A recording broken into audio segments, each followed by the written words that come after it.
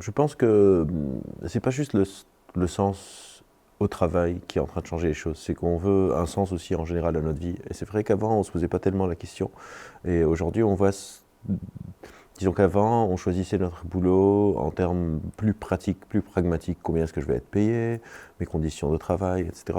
Aujourd'hui, cela n'est plus vraiment assez, notamment parce qu'il y a beaucoup de boulots qui sont très mal payés et que les gens prenaient par nécessité. Et maintenant, il y a de nouveaux boulots qui sont en train d'être créés. Donc je me dis, je peux travailler moins, gagner la même chose, voire parfois un peu plus, et me dégager plus de temps pour moi, et donc trouver aussi un sens plus général à ma vie. Donc je ne dirais pas que c'est juste le sens au travail, autant que c'est le sens en général, où on va avoir des vies qui sont plus cohérents avec nos valeurs, que ce soit par exemple pour le défi climatique, je vais travailler pour un employeur qui ne pollue pas, qui ne contribue pas à la destruction de l'environnement, ou au niveau de mon équilibre vie perso-vie privée, je veux plus de temps pour moi, je ne veux pas qu'on m'envoie de mails le soir, je ne veux pas répondre à des appels le week-end, etc. Donc je pense que c'est un changement plus général de comment est-ce qu'on approche les choses.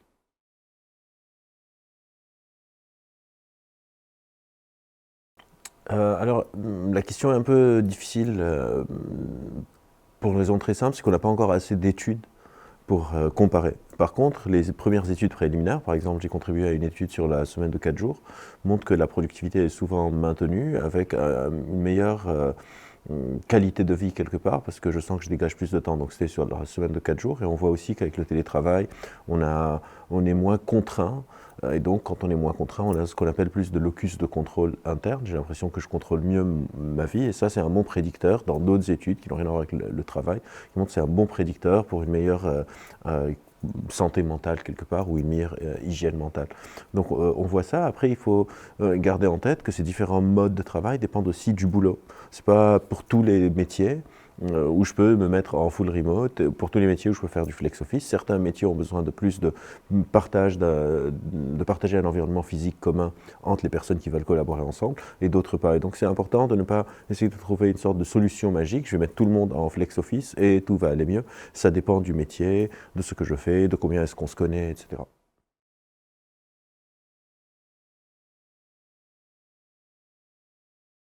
Malheureusement, ce serait pas mal de se dire que quand je réussis, c'est juste grâce à moi, mais quand on regarde de manière un peu plus objective, entre guillemets, ou avec un peu plus de recul, on réalise que c'est rarement le cas. Évidemment qu'il faut que je fasse le travail pour que je puisse avancer, mais, encore une fois, quand on regarde, il ne faut pas oublier qu'on est des animaux sociaux. Il y a les personnes que je connais, dans quelle classe sociale est-ce que je suis né, etc. Si je suis né dans un milieu plus aisé, on voit que j'ai plus de chances de réussir professionnellement, alors que si je suis de certains milieux défavorisés, je peux travailler hyper dur toute ma vie et ne pas y arriver. C'est des probabilités, parce que quelqu'un va me dire « ouais, mais regarde lui, il est parti de rien, il est arrivé ».